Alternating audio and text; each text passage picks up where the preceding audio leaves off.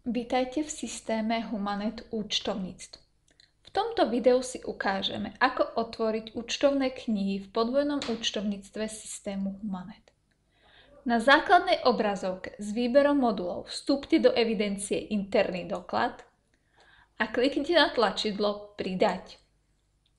Otvorí sa editačné okno interného dokladu. Na otvorenie všetkých účtov stačí vytvoriť len jeden interný doklad. Do políčka Dátum účtovného prípadu vpíšte dátum 1.1. daného roku. Do políčka Popis vpíšte krátky popis dokladu.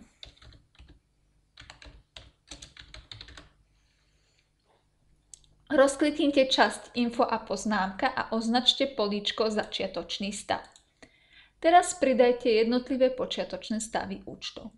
Na záložke Účtovné predpisy kliknite na tlačidlo Pridať.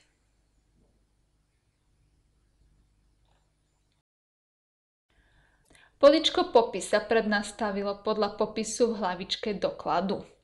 Popis môžete zmeniť alebo doplniť. Do políčka Suma vpíšte počiatočný stav daného účtu. Vyberte políčka Má dať a dal.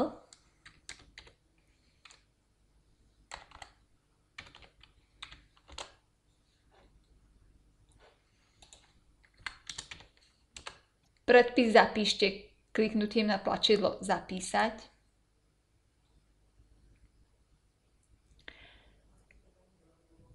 Pre pridanie ďalšieho účtu znovu kliknite na tlačidlo Pridať a opakujte predchádzajúci postup.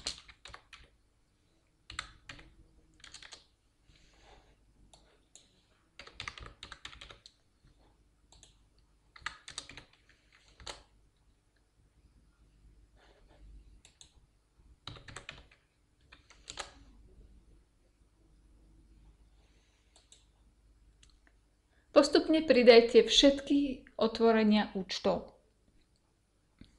Ak máte všetky účty pridané, doklad zapíšte kliknutím na Zapísať. Týmto ste otvorili účtovné knihy. Ak by ste si chceli doklad vytlačiť, doklad označte a kliknite na tlačidlo Tlačiť označené. Označte Tlačiť zaúčtovanie a tlačiť účel a kliknite na tlačidlo OK.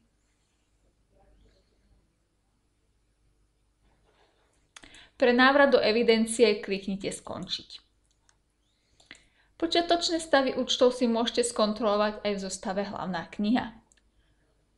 Vstúpte do voľby Účtovníctvo, Hlavná kniha, Spracovanie hlavnej knihy.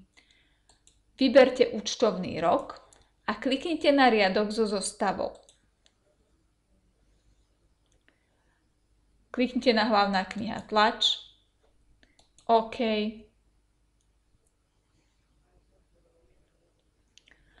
Počiatočné stavy účtov sa vám zobrazili v stĺpci Začiatočný zostatok K. Bližšie informácie nájdete v príručke.